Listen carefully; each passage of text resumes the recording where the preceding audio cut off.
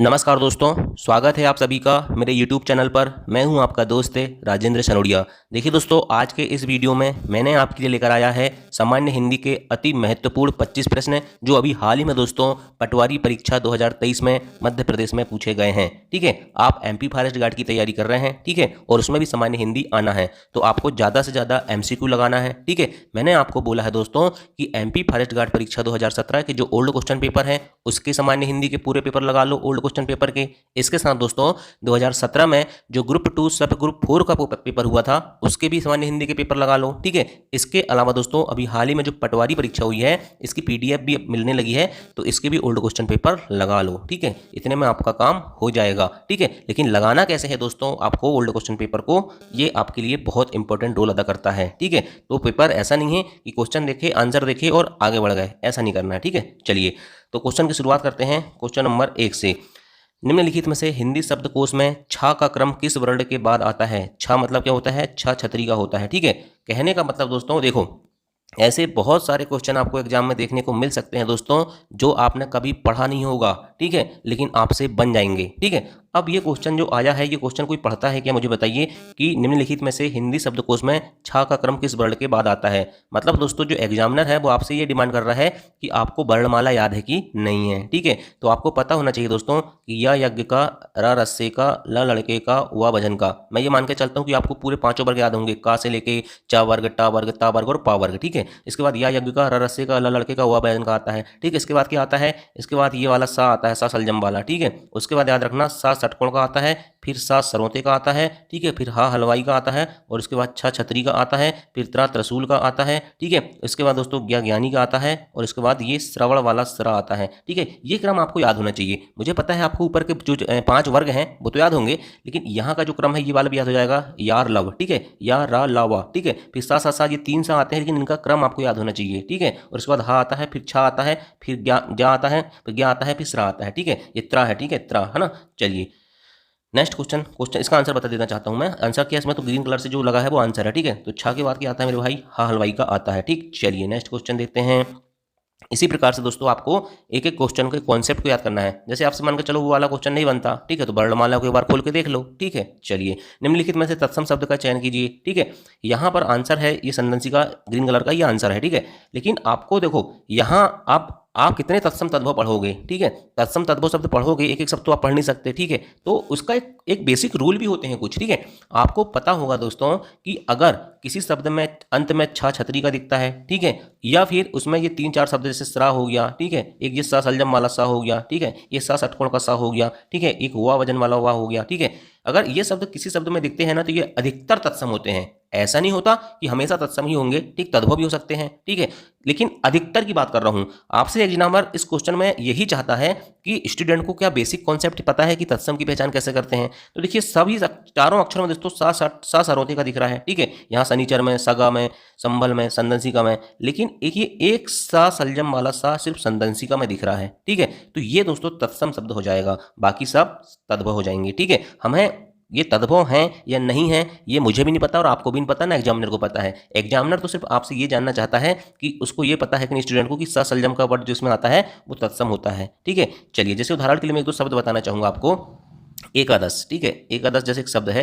ठीक है, एकादश ये तत्सम शब्द होता है और इसका तद्भव क्या होता है? 11 हो जाता है। ठीक, 11 है। ठीक है, इसी प्रकार से एक कर्ण होता है। ठीक है, कर्ण का तद्भव होता है क्या? कान। तो कहने का मतलब दोस्तों जिसमें ये वाला सा आ रहा है, कर्ण में ये रा की रेप आ रही है। ठीक है, तो ये सब क्या होते हैं? पहचान होते हैं कि इस प्रकार के शब्द क्या होते हैं? तत्सम होते हैं। ठीक है, लेकिन इसका मतलब कदापि ये नहीं है कि हमेशा ये रूल फॉलो होगा। ठीक है, कुछ अपवाद भी होते हैं, है ना, लेकिन एक बेसिक अंडरस्टैंडिंग में आपको ये सब चीजें पता होना चाहिए। एग्जामिनर आपसे यही डिमांड करता है। ठीक है, चलिए नेक्स्ट क्वेश्चन।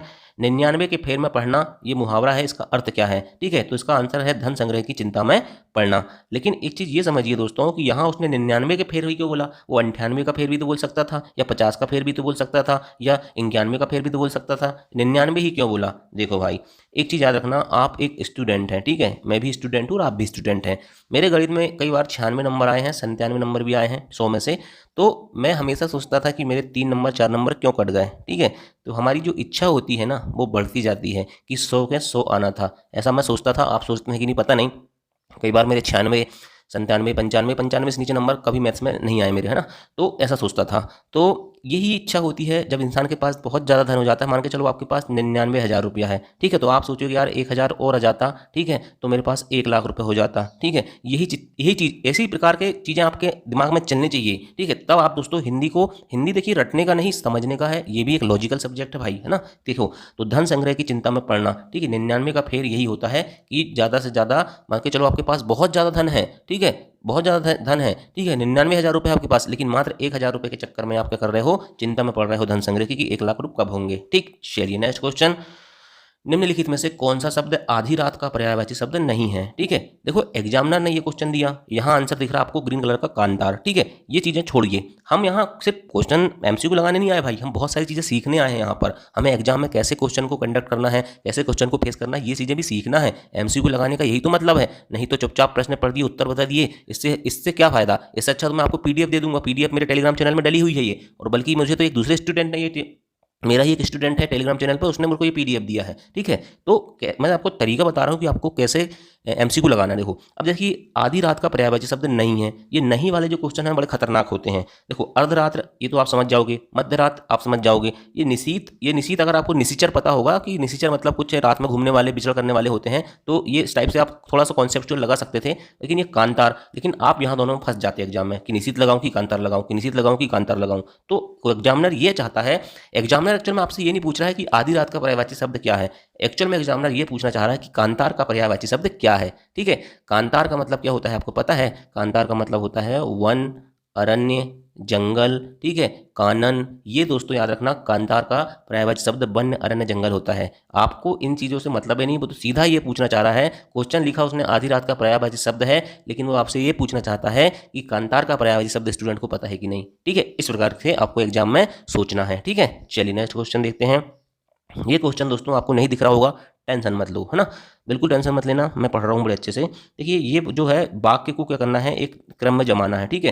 तो भाषा में इनके प्रयोग से सजीवता और प्रभावता जाती है, ठीक है। तो जो क्रम होता है ना वाक्यों का, उसको सजाना रहता है। तो ये सजा नहीं सकते आप क्या, जैसे ये मैं इस क्वेश्चन को सॉल्व कराते ही नहीं, मैं आपको सीधा बता रहा हूँ।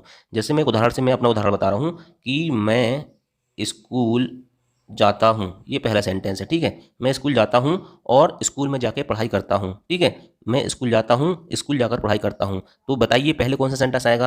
आप बोलोगे ना कि मैं स्कूल जाता हूँ और स्कूल जाके पढ़ाई करता हूँ, फिर खेलता हूँ, फिर मेरी छुट्टी होती है, फिर मैं घर आता हूँ, ठीक है। इस प्रकार की चीज़ें आप बोलोगे। आप ऐसा तुम ना बोलोगे कि मैं पहले मैं स्कूल से घर आ जाता हूँ, उसके बाद फिर पढ़ाई करता हूँ, ठीक है। ये भी हो सकता है एक अलग अलग, लेकिन इसके बाद ऐसा तो ना बोलोगे कि मैं स्कूल जाता हूँ, तो मैं स्कूल जाता हूँ पहले आएगा, फिर एक क्रम चलना चाहिए, जिस प्रकार की घटनाएं होती है उसका क्रम चलना चाहिए। और ये जो क्वेश्चन है यहाँ पर आपको ज़्यादा दिमाग लगाने की जरूरत ही नहीं थी इस क्वेश्चन में, तो इसमें सीधा पहला अक्षर ही ई और सी वाला समझ में जाता है, ठीक है। तो ये क्रम बताना चाह रहा हूँ मैं, समझने का प्रयास करूँ। यहाँ वाक्य लिखे हुए हैं, ठीक है, आप चाहें तो थोड़ा जूम करके आड़ी स्क्रीन करके देख लेना, ठीक है, आपको समझ में जाएगा कि इसका आंसर ऐसा क्यों हो रहा है ना। चलिए नेक्स्ट क्वेश्चन देखते हैं। निम्नलिखित में से स्पर्श व्यंजन वर्ण का दूसरा नाम क्या है। देखो भाई स्पर्श व्यंजन क्या होते हैं, पहली चीज तो आपको पता होना चाहिए, जो हमारे फेफड़ा से हवा निकलती है ना, ठीक है, और उच्चारण करते हैं हम, तो वो अपने कंठ हो गया, होंठ हो गया, ठीक है, और दंतोष्ठ हो गया, इस प्रकार की चीजों से टकरा के जब वो निकलती है तो उसे स्पर्श कहते हैं। स्पर्श का मतलब क्या होता है, टच होना, ठीक है, क्या होना, टच होना, किसी चीज को छू के निकलना, ठीक है, स्पर्श व्यंजन। तो आपको सबसे पहली चीज तो ये पता होनी चाहिए कि स्पर्श व्यंजन होते कहते हैं। आपको अभी बताया था ना मैंने, का वर्ग, ठीक है, खा वर्ग, फिर का नहीं, का वर्ग के बाद चा वर्ग आता है, ठीक है।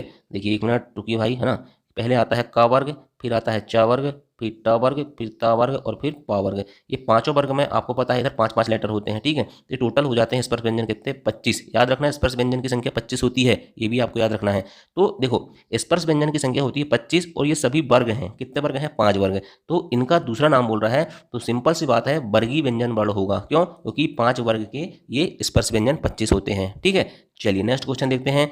निम्नलिखित में से शब्द के शुद्ध रूप का चयन कीजिए। देखिए मैंने आपको बर्तनी बहुत अच्छे से पढ़ा चुका हूँ, कई बार कई प्रैक्टिस करा चुका हूँ। मैंने आपको बोला है कि बर्तनवी एक बार लिख लिख के जरूर देख लेना, ठीक है। जानवी ऐसा लिखते हैं, ठीक है। ये देखने देखो, अगर आपने हिंदी में किताबें अच्छे से पढ़ी होगी बचपन में, ठीक है, लिखा अच्छे से होगा, तो ये बर्तनी अर्तनी वाले क्वेश्चन पढ़ने की जरूरत तुलना पड़ती भाई। ये जानवी जानवी टाइप के शब्द हो गया, कवित्री हो गया, ठीक है, आविष्कार हो गया, ये सब चीज़ें पढ़ने की जरूरत नहीं होती, ये प्रॉपर अंडरस्टैंडिंग से समझ में आती हैं, ठीक है।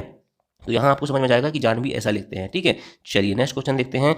उच्चारण के आधार पर निम्नलिखित में से पश्च स्वर कौन सा है। देखिए स्वर कितने प्रकार के होते हैं, 3 प्रकार के होते हैं। कौन कौन से होते हैं भाई, अग्र स्वर होता है एक, है ना, इसके बाद मध्य स्वर होता है, फिर कौन सा होता है, पश्च स्वर होता है। तो आपको मैं बताना चाहता हूँ कि अग्र होता है, ठीक है, एक मध्य होता है, ठीक है, और एक पश्च होता है। आपको दिमाग में सिर्फ ये रख के चलना है कि मध्य में सिर्फ एक अक्षर आता है और वो है छोटा आ, ठीक, स्वर में, ठीक है। और बड़ा जो अग्र है उसमें याद रखना, इसमें छोटी ई, बड़ी ई, छोटा ए और बड़ा ए, ठीक है, ए और आई की मात्रा आती है, बस इतना याद रखना है। मध्य का तो अनार का याद हो गया। फिर इमली, ईक, एड़ी, एनक ये अग्र में आ जाते हैं, ठीक है, और बाकी जितने भी बच रहे हैं वो पश्च में आते हैं, ठीक है। तो देखिए यहाँ पर मैंने बताया ई हो गया, ये कौन सा हो गया, अग्र हो गया, ए क्या हो गया, अग्र हो गया, ई क्या हो गया, अग्र हो गया, बचा क्या, आ, तो क्या हो जाएगा, पश्च स्वर हो जाएगा, ठीक है। चलिए नेक्स्ट क्वेश्चन, एतवार का तत्सम शब्द क्या होगा, विस्तारवार, ये तो आप गलत कर दोगे, आदिवार भी गलत कर दोगे, इतवार का ही लगा सकते हैं कोई लोग, ठीक है, लेकिन इसका आंसर सही होता है आदित्यवार होता है, ठीक है, तत्सम, ठीक है। चलिए नेक्स्ट क्वेश्चन देखते हैं। नेक्स्ट क्वेश्चन है, निम्नलिखित में से उसके द्वारा अंडा खाया जाएगा, किसके द्वारा अंडा खाया जाएगा, उसके द्वारा अंडा खाया जाएगा, वाक्य से संबंध वाच्य कौन सा है। देखो खाया जाएगा कर्म की बात हो रही है, ये क्रिया है क्या, खाना, लेकिन किसके ऊपर डिपेंड कर रही है, ये कर्म मतलब क्या, अंडे के ऊपर डिपेंड कर रही है कि अंडा खाया जाएगा, तो यहाँ क्या हो जाएगा, कर्मवाच्य हो जाएगा। देखो जिस वाक्य में कर्म की प्रधानता होती है ना, और क्रिया का प्रयोग भी उसके आधार पर ही किया जाता है, उसके लिंग वचन पुरुष आदि के आधार पर, तो वहाँ पर क्या होता है, कर्मवाच्य होता है, ये बात आपको याद रखना है, ठीक है। चलिए नेक्स्ट क्वेश्चन देखते हैं। लोकोक्ति विष की कीड़ा विष में ही सुख मानता है का निम्नलिखित में से क्या अर्थ है। विष का कीड़ा होना चाहिए यहाँ वैसे कायदे से, तो देखो विष का कीड़ा विष में ही सुख मानता है, तो समझने की बात ही नहीं है इसमें, बुरे को बुराई और पापी को पापी अच्छा लगता है, ठीक है। चलिए नेक्स्ट क्वेश्चन देखते हैं। सरल वाक्य का चयन करें, सरल वाक्य का चयन करें कह रहा है। आपको पता है वाक्य तीन प्रकार के होते हैं, ठीक है, तो एक होता है सरल वाक्य, एक होता है संयुक्त वाक्य और एक होता है मिश्रित वाक्य। सरल वाक्य मतलब जैसे क्या होता है दोस्तों, ये लिखा हुआ है मैं नई कार खरीदूंगा, सिंपल सा वाक्य है, इसमें एक ही उद्देश्य होता है और एक ही विधेय होता है, और इसमें एक ही क्रिया होती है, एक ही क्रिया क्या है, खरीदूंगा, ठीक है। लेकिन देखिए राम जाता है, एक क्रिया हो गई, और आता है दो क्रिया हो गई, ठीक है, और बीच में ये शब्द जुड़ गया, ठीक है, तो ये हो जाएगा आपका क्या, संयुक्त वाक्य। संयुक्त मतलब जोड़ना, ठीक है। यहाँ पर और हो गया, तथा हो गया, एवं हो गया, परंतु, लेकिन, किंतु, इस प्रकार के जो शब्द होते हैं ना, ठीक है, ये जोड़ते हैं। जाता है, आता है, दो क्रिया है, तो ये संयुक्त वाक्य हो गया। मैं नई कार खरीदूंगा, एक ही क्रिया है, ये सरल वाक्य हो गया। यद्यपि वह धनी है तथापि घमंडी है, ठीक है, यद्यपि वह धनी है तथापि घमंडी है। तो देखिए दोस्तों एक मिश्रित वाक्य भी होता है, ठीक है, जिसमें क्या होता है, एक प्रधान वाक्य होता है, ठीक है, और एक उस पर आश्रित वाक्य भी होता है, लेकिन यहाँ तथापि लगा है तो ये भी क्या हो जाएगा, ये भी आपका संयुक्त वाक्य होगा। और सुबह सुबह हुई इसलिए पक्षी चहक उठे, ठीक है, इसलिए ये भी क्या है, एक योजक चिन्ह है। सुबह हुई होना और पक्षी चहक उठे उठे, दो क्रिया हो गई। यद्यपि वह धनी है तथापि घमंडी है, ये मिश्रित वाक्य भी हो सकता है, ठीक है। चलिए नेक्स्ट क्वेश्चन देखते हैं। निम्नलिखित में से त्रुटि रहित वाक्य का चयन कीजिए। इस कथन का स्पष्टीकरण करने की आवश्यकता है। किसी भी लड़के को बुला लें, उसे लगभग 100% अंक मिले। इस पेंटिंग में मुगल कालीन संस्कृत का चित्रण है। भाई मेरे इस प्रकार के जो क्वेश्चन है ना, ये क्वेश्चन मेरे दिमाग में भी नहीं चढ़ते हैं, ठीक है। क्यों नहीं चढ़ते उसका कारण मैं आपको बताना चाहता हूँ, ठीक। शुद्धि वाक्य शुद्धि का क्वेश्चन है, लेकिन मैंने भी बहुत पढ़ा है और कई क्वेश्चन किया है, ठीक है। लेकिन भाई किताबों में हम पढ़ते हैं उस प्रकार के क्वेश्चन ये देते ही नहीं है। इस पेंटिंग में मुगल कालीन संस्कृत का चित्रण है, ठीक है। स्टूडेंट इस क्वेश्चन को देखेगा, हालांकि इस स्टूडेंट ने सही कर दिया, संस्कृत का चित्रण है, तो स्टूडेंट के दिमाग में पहली बात तो ये आएगी कि यहाँ संस्कृत नहीं होना चाहिए, यहाँ संस्कृत ही होना चाहिए, ठीक है। तो वो इसी आंसर को फटाक से क्या करेगा, क्या कर देगा, गलत मान लेगा, ठीक है। और यहाँ पूछ रहा है त्रुटि रहित, मतलब जिसमें त्रुटि क्या है, त्रुटि रहित मतलब जिसमें त्रुटि नहीं है, वो वाला वाक्य पूछ रहा है, ठीक है। तो इसमें तो दिमाग लगाएगा स्टूडेंट कि यार संस्कृत लिखा जबकि संस्कृति होना चाहिए, मतलब इसमें त्रुटि है, तो इसमें इस क्वेश्चन को पहले ही सोचेगा ये हो नहीं सकता, ठीक है। फिर इसके बाद इस कथन का स्पष्टीकरण करने की आवश्यकता है, ठीक है। तो ये वाक्य आपका त्रुटि रहित वाक्य है। तो अब इसमें त्रुटि क्या है बताइए, इस कथन का स्पष्टीकरण करने की आवश्यकता है, इस कथन का स्पष्टीकरण करने की आवश्यकता है। किसी भी लड़के को बुला लें, चलो किसी भी लड़के को बुला लें, मैं मान के चलता हूँ कि भी एक्स्ट्रा जुड़ा है, उसे लगभग 100% अंक मिले। हाँ इसमें मान के चलो लगभग नहीं लगाना था, लेकिन इस कथन का स्पष्टीकरण करने की आवश्यकता है, ठीक है। और इस पेंटिंग में मुगल कालीन संस्कृत का चित्रण है, ठीक। अगर आपको पता होगा दोस्तों कि इसमें क्या गलती है तो आप मुझे जरूर बताना, और इसमें क्या गलती नहीं है इसको मुझे बताना, ठीक है। चलिए नेक्स्ट क्वेश्चन देखते हैं। अर्ध तत्सम शब्द का चयन कीजिए। अब देखिए दोस्तों अर्ध तत्सम शब्द क्या होते हैं सर, अब हमने तो सर तत्सम पढ़े थे, तद्भव पढ़े थे, देसी विदेशी पढ़े थे और संकर पढ़े थे, ये अर्ध तत्सम कहाँ से आ गया, ठीक है। तो अर्ध तत्सम भाई कहाँ से आया है, देखो क्या होता है, कुछ शब्द ऐसे होते हैं दोस्तों जो क्षेत्रीय भाषा बोलचाल से क्या हुए हैं, जिनका कोई जो आज भी वैसे ही रह गए। जैसे मान के चलो उदाहरण के लिए वत्स जो है, ठीक है, और बक्ष जो है, ठीक है। अब मुझे ये बताइए आप, ये वत्स लिखा है, ठीक है, ये वत्स जो है ना ये तत्सम शब्द होता है, ठीक है। इसका तद्भव होता है बच्चा, ठीक है, वत्स का तद्भव होता है बच्चा, ठीक है, और इसका अर्ध तत्सम होता है बच्छ। क्या होता है? बच्छ। जो बच्चा होता है ना, गाय का बच्चा, उसका होता है, ठीक है। तो आज भी चल रहा है, ठीक है, तो बच्छ बच्चा आज भी उपयोग कर रहे हैं, तो ये अर्ध तत्सम हो जाते हैं, ठीक। मतलब जो संस्कृत और हिंदी के बीच के शब्द हैं, ठीक है, उनको क्या कहते हैं? उनको कहते हैं अपन अर्ध तत्सम, ठीक। इसलिए इसका आंसर ये बच्छ हो रहा है। चलिए नेक्स्ट क्वेश्चन देखते हैं। निम्नलिखित में से किस वाक्य में शब्दों का अनावश्यक एवं अनपेक्षित प्रयोग नहीं किया गया है? तो इसका आंसर तो ये हो गया, कृपया आप ही यह बताने का अनुग्रह करें। कृपया आप ही यह बताने का अनुग्रह करें। अनुग्रह करें आएगा यहाँ क्या? ये नहीं आ सकता, ठीक है। कृपया आप ही, मंत्री जी के निधन से पूरी क्षति हुई, ये तो सही है।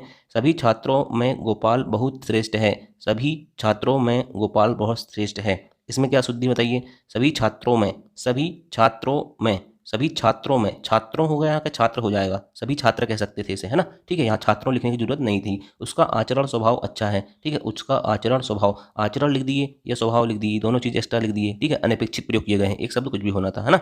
चलिए नेक्स्ट क्वेश्चन देखते हैं। निम्नलिखित में से किस मुहावरे का अर्थ सहायता बंद कर देना है? तो ये हाथ खींच लेना, हम कहते हैं कि मैं हाथ खींच लूंगा भाई, आगे से कुछ नहीं करूंगा, ठीक, तो सहायता बंद कर देना होता है, ठीक। चलिए नेक्स्ट क्वेश्चन। कीस का अर्थ बंदर है एवं कपि का अर्थ क्या है? आंसर है बंदर। तो देखो भाई, इसमें क्वेश्चन एग्जामिनर ये पूछना चाहता है, आपको बंदर के समानार्थी शब्द पता है कि नहीं? बंदर के समानार्थी शब्द क्या क्या होते हैं? एक तो कपि हो गया, एक कीस हो गया, ठीक है। इसके अलावा दोस्तों बानर होता है, ठीक है, एक होता है शाखा मग, क्योंकि ये पेड़ की शाखाओं में क्या करता है? उछलता कूदता रहता है, ठीक है। तो ये चीज़ आपको पता होना चाहिए। और एक और होता है कीस, ठीक, कीस ये लिखा हुआ है ना, तो याद रखना ये सब समानार्थी शब्द हैं, पर्यायवाची शब्द हैं, है ना। तो कपि का अर्थ भी बंदर होता है और कीस का अर्थ भी बंदर होता है। घुमाने के लिए आपको उसने इस प्रकार से क्वेश्चन बना के दिया है। निम्नलिखित में से भाववाचक संज्ञा का गलत जोड़ा कौन सा है? तो भाववाचक संज्ञा सुंदर का सौंदर्य होगा, निकट का निकटता हो जाता है, समीप का समीप हो जाता है, शिव का श्वेता नहीं होगा, शिव का शैव हो सकता है, ठीक है। चलिए, किसी भाव की बात पता चलती है उसे भाववाचक संज्ञा कहते हैं। नेक्स्ट क्वेश्चन है, ये कौन सा चिन्ह है कह रहा भाई, बताइए। ये इस प्रकार से लिखा हुआ है, ये कौन सा चिन्ह है? ठीक है, तो ये है अर्धविराम चिन्ह, ठीक, ये चिन्ह। अब ये मान के चलो ये क्वेश्चन आ रहा है, अब एमसीक्यू की प्रैक्टिस कर रहे हैं, ठीक है।